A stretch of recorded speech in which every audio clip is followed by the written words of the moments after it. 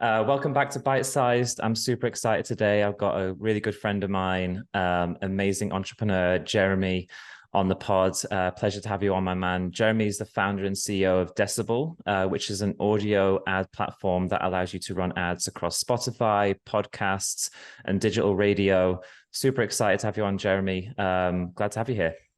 Yeah, deeply appreciate you letting me on the show. I don't know if I'm an amazing entrepreneur. I'm an okay entrepreneur, but I do my best. So You're doing it, right. You're living and breathing proof that and you're doing it. So that deserves props. That deserves props. I appreciate it. Thank you very much. So Jeromy, tell me a bit more about Decibel, why you started it, what it does, why people should be excited about audio ads. Yeah, absolutely. So, I mean, I guess a bit of background on me. I've been running Facebook ads since like 2011, right? I got into it really, really early, almost on accident.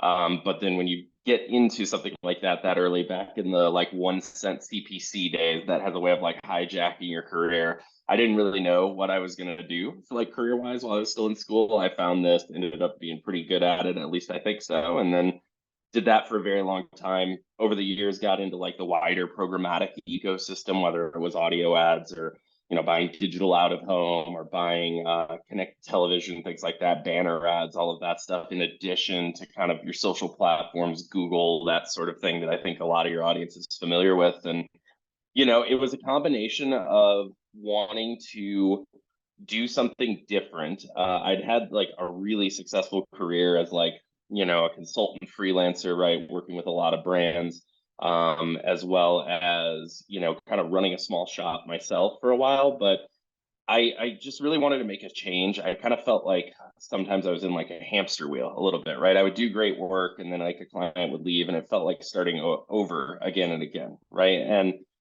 I think that people that build great agencies are great at that, but that wasn't really like how I operate. And so I was like, I really want to work on a product. I see these audio ads working really well. I think that this is an underdeveloped part of the ecosystem, and I think there's like a great opportunity here. And so made the jump a couple of years back, I think December 2020, actually, so just over 2 years. We built the platform, made some early revenue, raised some venture capital, and we've been kind of scaling and growing and evolving ever since. And so, yeah, Decibel, high level, like you said, it's an audio ads buying platform. We connect to over 90% of all digital audio ads sources, as well as we actually have AM FM radio now. And it's really the goal is like one-stop shop, run audio ads for performance marketers, right? And so taking that discipline of having like a Facebook ads agency or Google search like focused agency or an SEO agency or what have you, and taking this very, very top of funnel kind of tool like audio and bringing it more to like the mid funnel, right? By adding like conversion pixels and audiences and creation tools and all those things to make it easy and accessible and perform. Awesome. And I think that's like for me, one of the exciting things that you're doing differently or positioning differently, right? Because in my background as well, having run audio ads and everything else, like it feels like you're making it more accessible to the performance marketer, right? To the e-commerce brands where they might be really familiar with, the Facebooks, the Google. Audio has maybe felt like something, the big brands do is just an awareness play. It feels like you're trying to solve that, or maybe change the perception a little bit, but also have a solution that solves things like, well, how do we tie this from an attribution standpoint to something that's actually driving, revenue for the brand? Yeah, absolutely. And I think that like you're hitting on kind of a main point, and actually a conversation I had with some ad tech people yesterday, which is ad tech is so recursive. It just focuses on the same handful of very, very large agencies and brands, right? Just bringing them kind of like incrementally better things. And really, there's this whole other group over here, which is like performance marketers. And I really strongly feel is like the future of the advertising industry, right? Is folks that focus on actual outcomes, folks that focus on performance, folks that work with brands of all sizes. And I think that the ad tech kind of industrial complex, if you will, like largely ignores those marketers. And because of that, I think a lot of the marketers that are doing in the trenches, doing great work, the future of the industry, like don't have a lot of education about like what is actually like available on the ad tech side. And so I think that there is like two components to it. Like you said, there's an education piece, right? Which is bridging that gap and saying, hey, like these tools exist, they're available, right? And then also building out the infrastructure as well as packaging it in such a way that it works for those, you know, kind of these up and coming brands, right? And these up and coming agencies. And that's really how I view it, is trying to yeah, expand access and make it work for those folks, which I truly believe are like the future of the industry. Yeah. So if, you know, like I said, a lot of brands in the space, they're probably they're running Facebook ads, they're running Google, they've got email SMS programs. Is there a right time in your mind to start testing audio ads? What are the prerequisites as to when it might make sense? You know, like for any brand listening who hasn't tested it, what would you suggest is the right time, or could it work at any stage of where a brand is at in terms of their growth? Yeah, no, I think that it depends. I think there's better times. It can work at any stage, right? I think that there's more advantageous times to look at something like audio. And I'll actually zoom out and not be so self promotional here for a second. There's really like a group of like next step, or like, you know, kind of like, if you want to use like sports terminology, like off the bench, right? Like if you're a basketball fan, like it's you've got your Facebook running, you've got your Google search running, you're starting to hit the point where you're like, okay, yeah, there's more reach we could get. Yeah, there's more incremental that we can get out of this platform. But the marginal benefit is starting to drop off a little bit, right? We're starting to feel like we're tapping out of it. And of course, there's great ways to scale, and there's agencies that are specifically focused on scaling like that, right? And that's, you know, a great thing. But I think that that's really the point where we see kind of like these mass market D2C brands really do that. Another time is if they just got into a major retailer, right? That's a time that we see that's like a good time to jump into connected television, audio, that sort of thing. And then I will break off and say that for like a brand that has like a local focus, right? Like whether it's like a lead generation focus, or they're starting, you know, day one in like a retail local location because, you know, for a variety of reasons, that can start at any time, right? Because audio really does well locally like that. And so that's kind of the 2 points. Basically, when you're starting to feel the marginal benefit of like more money into the same platforms plateauing, and then at the same time, if you're local, anytime, and retail, of course, like I said. Yeah, that makes total sense. Talk to me a bit more about the attribution piece. So audio to attribution, like how does that work? Yeah, absolutely. So we do have a pixel, right? And that's one of the things that we've worked really hard on is attribution. And it kind of comes up over and over and over because you can't optimize without attribution, right? You can't create new audiences and tell which ones are working without attribution. They kind of really, at the end of the day, that return on ad spend number is the most important thing in most marketers' minds, as it should be, right? Or if you want to take, you know, there's all sorts of metrics that I see on Twitter all the time that people say, but we'll just keep it simple and say return on ad spend.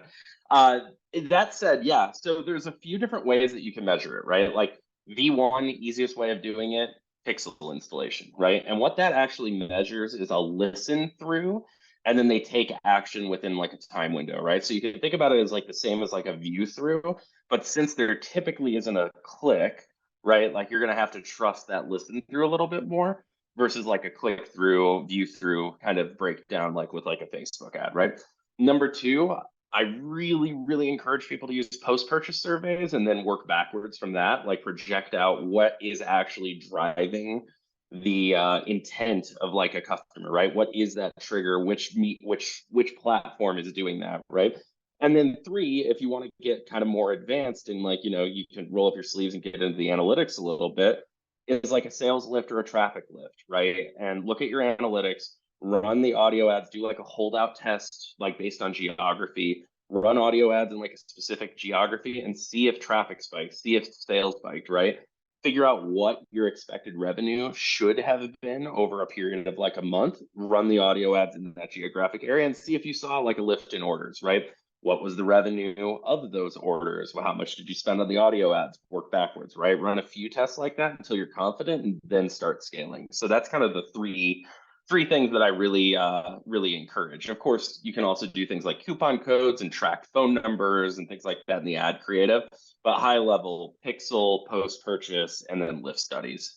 Yeah, that's really cool. Because I know even me and you, when we've spoke about things, in the past with audio, I think knowing that there are those attribution methods, like it kind of it's really helpful, because I think maybe a lot of people wouldn't assume that you can connect an audio ad and actually understand and track how that's performing against the brand. I really like you mentioned post-purchase surveys. It's something that, I think maybe it's just that people are talking about it more.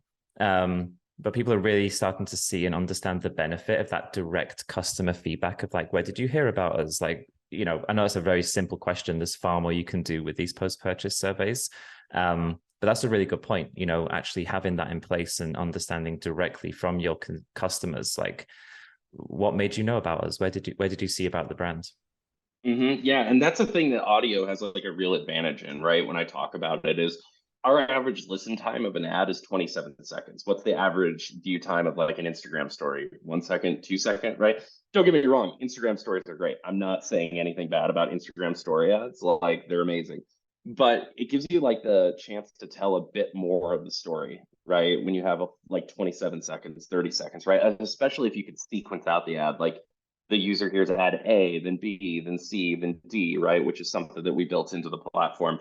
Now you're able to hit them with multiple calls to action, multiple benefits, those sorts of things. And like you can really connect more when you tell more of that story, because you think about, when the context of when somebody's listening to an audio ad, it's probably like just in their day-to-day life. They're at work, right? And they're listening to audio while they're working. They're at the gym, they're driving in the car, that sort of thing. And so when you can connect like that, I think that that's really powerful, and one of the advantages of audio versus other platforms, right? Because they're not like typically skipping through things, right? Like they're doing something, so they listen through the ad, and that's something that we've seen a lot.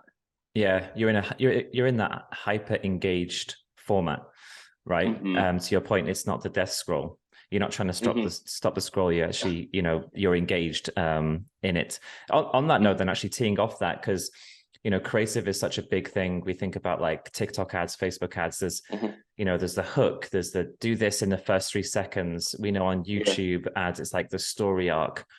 What are the creative best practices that you've seen, and maybe some examples if you have any or want to share any, of like the perfect, if there is one, right? Because I'm sure it changes, but is there a Yeah. format that if I'm a brand thinking about testing audio ads, like, is there a format that you've seen work really well? Yeah, so interestingly enough, it kind of comes back to the same things you see with social, which is UGC, right? And so whether it's like an influencer that you hire, or like a podcaster, if you do a host read ad, if you repurpose that to run programmatically, that's another really powerful thing, right? Like maybe if you're a larger brand and you have like a celebrity that's like, kind of involved on some level, right?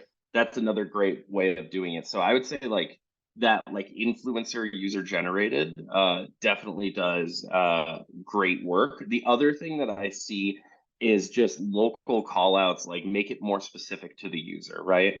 So if I'm running an ad and I'm saying like, hey, Los Angeles, right? Like XYZ about my brand, and this is whatever we're doing in Los Angeles, and these are the locations that we're at, that sort of thing. We did a campaign with a big ordering app, let's say. I can't say their name specifically, but like a very large, like venture backed unicorn sort of like ordering app, like food ordering, right? And what we did was we called out each individual restaurant in that, and that added some work on the creative side, but it massively increased the results. And they ended up getting a 6.4x return on ad spend because they did that, right? And I see other similar brands come in, they don't bother doing the localization, they don't bother personalizing it, right? If you're looking at like the advanced audience targeting and say, you want somebody that's interested in pizza, let's say, right?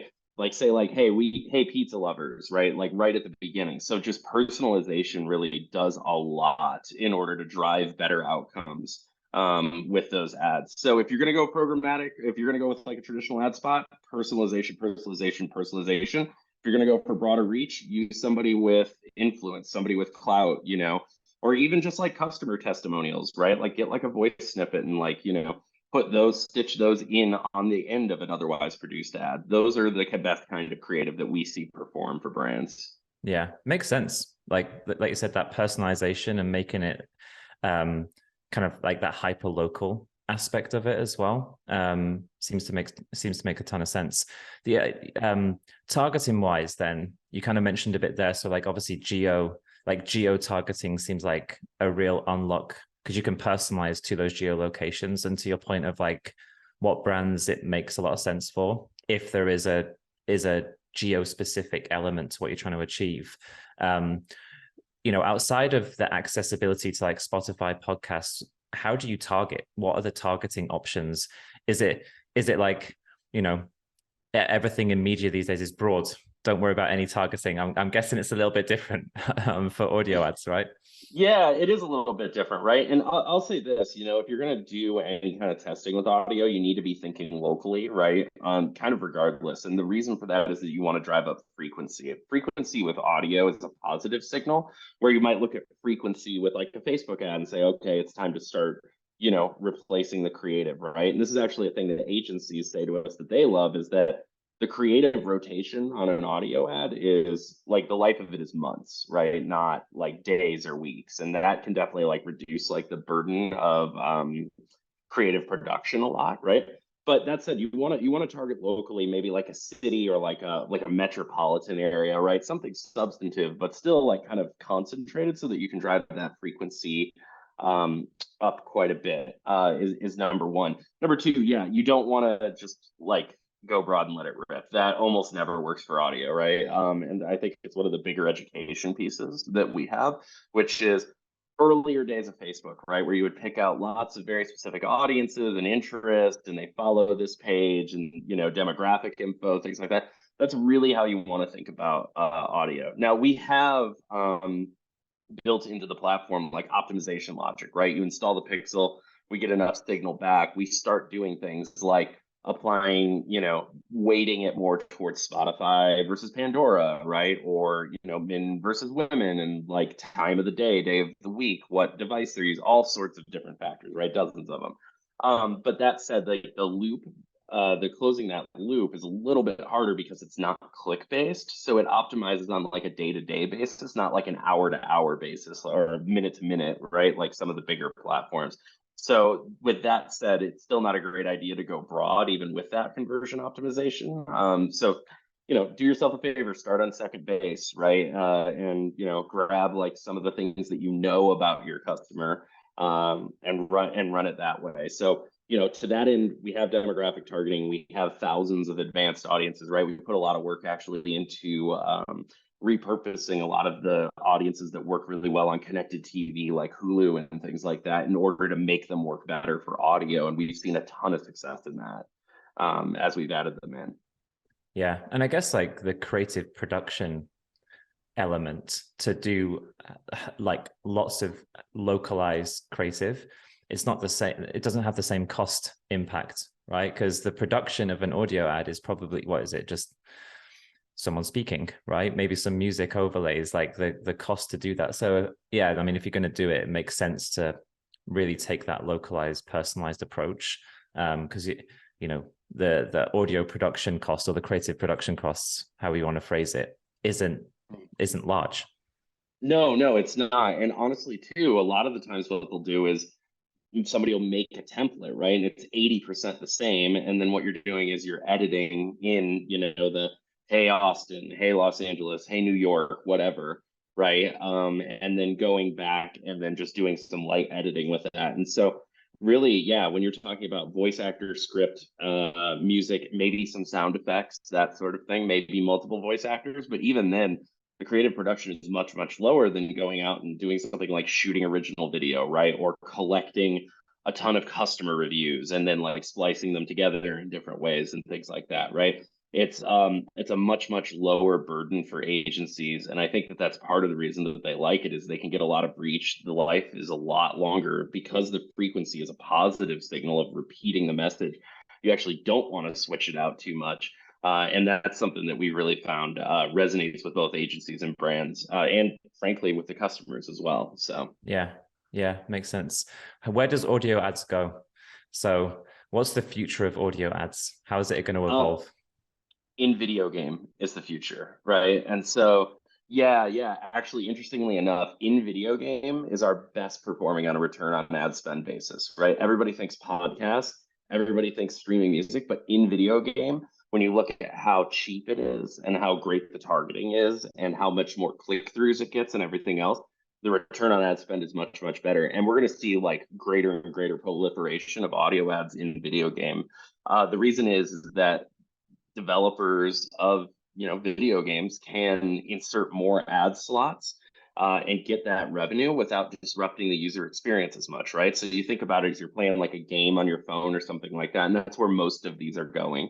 Live streaming as well, right? And it's a better user experience to keep the video, keep the game going, but then just cut for an audio ad and have a banner, a banner companion show up in like the sidebar or something like that. And so, yeah, I'm very bullish on in video game, especially for e-commerce D2C brands, where you can reach those users and you can target them well. And, it performs extremely well on a return on ad spend basis. Yeah, I can imagine. Yeah, I actually hadn't thought about that angle. I mean, when we're talking about highly engaged kind of like formats, video games, I mean, they're dialed in, right? Like that's the phrase they use. I'm like dialed into my game. So I mean, it makes a ton of sense. Oh, absolutely. Yeah. And like a lot of the times too, like the developers in the game will even make it so it's like rewarded for the game, right? Listen to the ad to completion and get, 2x the points or what have you, right? Or 2x the tokens like in game, right? And so those users are really incentivized to like listen through it. Now they're not all incentivized ads in that sense, but like some of them are. And that's really powerful. In addition to like the biggest question I get about that is what if it's muted? Well, the ad doesn't actually play if it's muted, right? So their sound has to be on for the ad to like actually like win the bid and serve. And so yeah, basically that's built in that, yeah, you have a captive audience and they're incentivized to like listen to the actual ad and not just, set down their phone and walk away or something like that. And that's a big reason, part of the reason that we see such great results from them. Yeah. Skippable, non-skippable. That's still a thing, right? In terms of like, is that how you how much control do you have of that? Because my memory is blanking a bit. It's been a while since I've done this at scale personally. My team do, but what's the approach and how do people navigate the skippable versus non-skippable content? Yeah. Well, so skippable versus non-skippable is something we should talk about, but also downloaded versus streaming is something that's worth talking about as well, right? So skippable, non-skippable, the way that you can parse that out is really with like the results that you're seeing on the back end, right? So one of the things that we offer is actually like quartile breakdowns of how much people listen to the ad. So if you think like a 30-second ad spot, right? 25% would be 7.5 seconds, 50% is 15, etc. And so what you can actually do is start to optimize your campaigns towards publishers where you're seeing the most 100% completions, right? That's one way of optimizing in addition to conversions that it can be really powerful, right? And so you can avoid people that skip or close the app or hate ads or what have you. The other side of it with the downloaded versus streaming ads, right, is a lot of the podcast inventory is downloaded, right? So it's like important to think that like when the user downloads the actual podcast is when that ad is inserted, right? You only pay for it, kind of once they listen typically. And the IAB has standards around that and things of that nature. And a lot of it comes in as like pre-rolls essentially as well. But yeah, that's another consideration too, streaming versus downloaded, right? Because the user, especially if you have like a time sensitive sale or something like that, the user might download the podcast and listen to it 2 weeks later, and that's no good. And so something to consider for sure as you do part of your strategy, right? And like saying like, hey, this is really time sensitive. Maybe I want to like stay away from these downloaded podcasts for this campaign, right? Or maybe this is kind of more of an evergreen brand building, reach net new, and downloaded podcast makes a lot of sense in that scenario. So something to consider for sure. Yeah, definitely. Jeromy, we're coming up on time a little bit, but I think you dropped some absolute gems on audio ads. I'm a big fan. It's something we're testing. I think there's a massive opportunity. Anything that taps you into highly engaged audiences in a way that as well. Like, I think, as we said at the beginning, that measurement piece is so important. I even look at my own agency, like everything we do is like, there needs to be a performance element to it. Not always super low funnel, but I think that's really cool. So I want to finish on, and we kind of touched upon some of it, but again, for anyone listening, what are the top 3 things, if you're thinking about audio ads, what should the top 3 things they should be considering before kind of diving in? Yeah, absolutely. So number one, frequency is your friend, right? And you want to personalize, localize as much as possible. That's going to drive better outcomes. And so to that end, when you're setting up like a test for an audio campaign, you're not going to know the results in like 3 days, right? Like you need to like really dedicate at least like a few weeks, but preferably like a month plus to like a campaign to like understand what the outcomes are, right? Number two, really consider the format and think about the kinds of stories that you can tell, right? And the better story that you can tell around your brand, the with like this audio ad, keeping in mind that you have 27 seconds, 30 seconds, or if you sequence out ads, like even multiple minutes to tell that story, right? I think you can do some different things there in order to like drive value in different ways than maybe just like a flashy visual, like a lot of people are used to with like UGC content or like an unwrapping and like people screaming and stuff like that. Don't get me wrong, that's great, but it's just not the same format that works for audio. And then I would say the third thing is that, if you're really considering testing out audio, right, and you're used to and you're looking for that engaged audience, consider in video game, right? Audio is a lot more than podcasting. Podcasting is great. I love podcasting. We sell podcast. There's podcast ads being sold on Decibel right now behind as we're talking, right? But that said, it's not the only format, right? I think that that's what gets people interested and they come in. But there's a lot of value in video game and digital radio and all sorts of stuff, right? And so just take a more holistic kind of look at the space and see what's going to work specifically for your brand in the context of the campaign that you're trying to run. Yeah, love it. Amazing. Jeromy, really appreciate it. If people want to find you or learn more about audio ads, where's the best place for them to find you? Decibelads.com, of course, is the best place to find me. Or if you want to just talk to me, Twitter is always great. At Jeromy Sonne, and I'm just going to spell it out because nobody can spell my name. So it's at JEROMYSONNE. I'm pretty active on Twitter and always happy to take a DM and answer any questions that somebody might have. So awesome. Really appreciate it, man. Thank you so much. Appreciate you having me on and letting me ramble. Of course, it is great. Thank you, dude. Thank you.